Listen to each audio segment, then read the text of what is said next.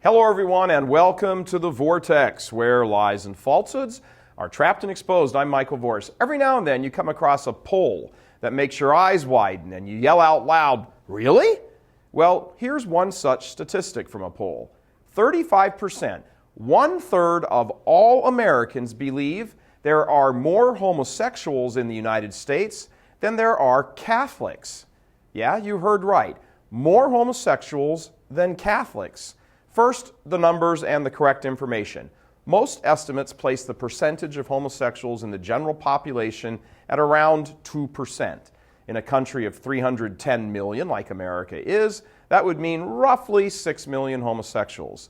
The United States has, at last count, somewhere in the neighborhood of about 70 million Catholics, some faithful, some not, about 25% of the population. So how is it that any thinking person could possibly think that there are more homosexuals than Catholics? I mean, we're talking 2% compared to 25%, 6 million compared to 70 million.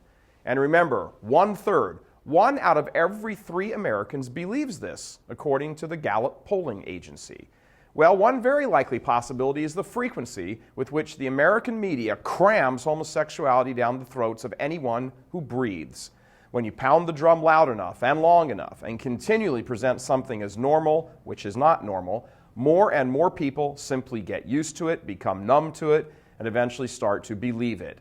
Not for nothing does the homosexual organization GLAAD, the Gay and Lesbian Alliance Against Defamation, each year compile a record of how many homosexual characters and storylines are on TV's major networks and primetime TV shows. We've attached a link to their record keeping right over here so you can see for yourselves. Just go ahead and click on the link. It's interesting that this particular page on GLAAD's website is called Words and Images Matter. Oh yes, they do. The whole homosexual movement, along with their allies in the media, and by the way, many of them are in the media, remember, know the power of the media. They know that the non-stop drip, drip, drip of their message will eventually have the desired impact. Talk about evangelization. These guys are masters of the so-called gay gospel.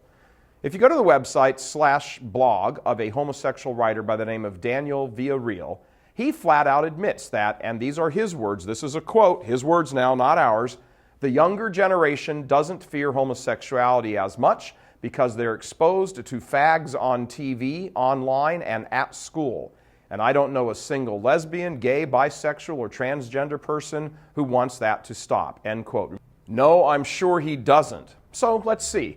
Catholics who go to Mass regularly, about 1 in 4 of them, rarely hear a peep on this topic from the pulpits. From the bishops, barely a word other than an occasional official statement or press release that is essentially ignored or mocked. In either case, no harm, no foul as far as news coming out of the bishops' conference because no one is ever really aware of what they said to begin with. In the meantime, their people, the souls for which they are responsible, are continually bludgeoned over the head day after day after day with the never-ending propaganda machine of the homosexual movement. Some of the leading TV programs like House, Law and Order, and Grey's Anatomy all have either lead characters or supporting characters who are openly homosexual. The gay rights movement knows this, promotes it, celebrates it, and keeps detailed records of it so they can continue to pressure the TV industry to increase the number of these characters, also they can continue to blind and numb the average citizen to the truth. The characters are often depicted as cool or chic and with it. The fact that they engage in immoral and unnatural sexual acts is not even an issue.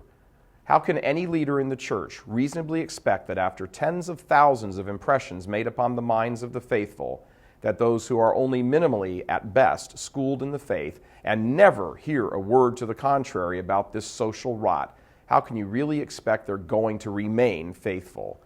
We here at RealCatholicTV.com sometimes hear that, in private, some bishops don't like that we just criticize and never offer any suggestions. Well, first of all, that's not true in the slightest. We and many others are always calling church leaders to be faithful, which, by the way, is the suggestion, is the solution. But just to be very direct, here's a suggestion. Wake up and realize what your congregations are hearing and seeing every day in 100 different ways and start to say the truth plainly.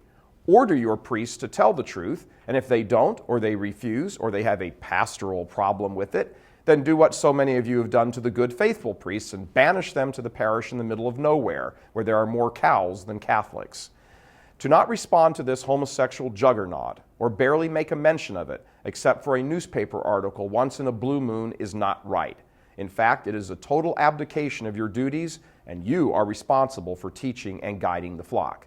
Start teaching and guiding, and while you're at it, start a commission to count up the number of Catholic characters on primetime TV. Start pressuring the networks to portray Catholics in a favorable light. Threaten advertisers. Rally the troops. But do something. For the love of God, do something meaningful. God love you. I'm Michael Voris. Please help us keep delivering these kinds of messages that so desperately need to be heard and acted on. Join RealCatholicTV.com today as a premium subscriber. Become immersed in the faith established by Jesus Christ. The Catholic Church is the only hope against evil because that is its God-given mission. As our Lord said, apart from me, you can do nothing. Join RealCatholicTV.com today as a premium subscriber and come to learn and love Christ more deeply.